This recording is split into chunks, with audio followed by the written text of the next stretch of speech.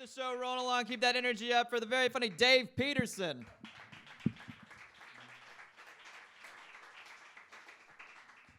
What's going on, guys? What's going on? How's everybody doing? Thank you. Thank you, everyone, for coming out on a Monday night tonight. That's fantastic. So, heard a lot of you guys been doing that Tinder dating. When I gave up on that, I went back to old school, just like asking chicks out face to face, which is going over great. So, I had this realization the other day, just trying to date's like totally weird. It's like trying to pick up chicks. Like, I see there's a lot of similarities in like what pedophiles do to pick up kids. Like, okay, hear me out, guys. Like with me, it's like, hey, come with me. Like, get in my car. I'll take you someplace fancy. We'll eat some food, maybe talk a little bit, and if I'm really, really lucky, I'll get to do it again next week. So, but with pedophiles, it's a little different. It's like, here, hey, have some candy. You know, get in the van, and then butt fucking. So, this is a new joke I'm working on, guys. I'm not sure where I want to go with it yet. It's like in its infancy stages. It's like, well, it's not. It's really more of a fetus of a joke. It's like got tiny eyes and a little heartbeat. Like, we don't know if it's an abortion or not yet. We might just pretend it never happened and never talk about it again. And that joke as well, too. So, has anybody else ever had the thought, if somebody would just hand Michael J. Fox a shake weight, that guy would be fucking ripped? Like, so it's a weird thought I had in the shower the other day. So, speaking of showers, I used to masturbate in the shower, and then they canceled my gym membership.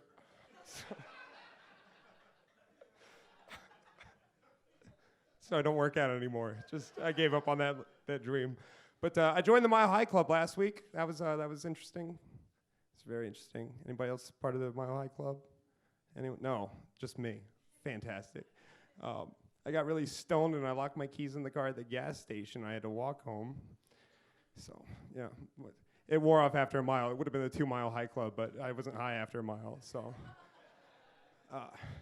Anybody ever get like really baked and get stuck in an internet hole? Like you know, okay, like so you start off like funny cat videos, and 4 hours later you're like 9/11 was an inside job. Like, so I got stuck in an internet hole, and I don't know where I started, but I ended up on prostate cancer, and like I was researching prostate cancer, like I looked up a headache on WebMD. Like I was reading up on it, like I had a term paper due the next day, but like I'm an expert now on the one article I read. So, but I'm reading about prostate cancer, and it goes, new studies have shown that 1 in 4 men under 30 are at high risk of developing prostate cancer. And I was just like, fuck. Like I'm 27 and I have 3 younger brothers. Like I'm not a big fan of these odds. Like I don't like this. But I kept reading, and I was like, hang on, don't worry. There's something you can do to help bring down your chances of development of prostate cancer. And I was like, okay, go on. And it's like, well, if you masturbate at least like 5 times a week minimum, you're good. And I was like, oh, I stopped worrying after that. I was like, no, I've had that under control since I was 12. I haven't missed a day. Like now I'm kind of like a 2-a-day kind of guy. Like I'm training for something, you know, like at night because I have problems sleeping, and then first thing in the morning, get the shame out of the way, you know. Also because I'm lazy, half the work's already done. So, but I guess really the fear comes from, like, I don't want it to be my fault that I get prostate cancer. Like, I don't want to go to the doctor and he's like, you got prostate cancer, Dave. And I'm like, is there anything I could have done to help prevent that? And he's like, yeah, you could have touched yourself more often, you know. It's my cross to bear, guys. It's my battle with cancer, my daily battle. So, speaking of fear, I got a new roommate. Got a Craigslist roommate. People ask me all the time, like, aren't you, like, afraid of getting raped and murdered? Yes, every night before I go to bed, it's my last thought, you know. Because I'm a heavy sleeper, guys. Like, I'll sleep through anything. Like, rape and murder, definitely. People be like, oh, I wish he had died peacefully. And be like, no, he did. He died in his sleep. He slept right through the raping and the murder. He's dead now, so. But I actually, like, I lucked out. Like, I have a really cool roommate. Like, we get along, same age, a lot of the same interests and shit.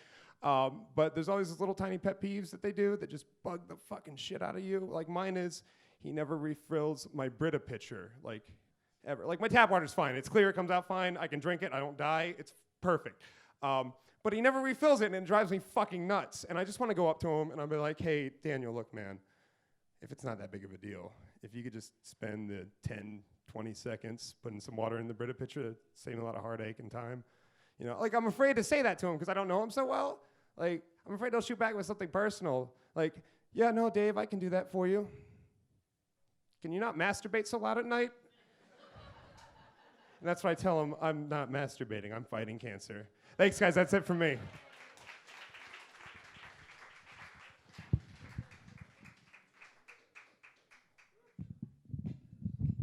Dave Peterson, everybody.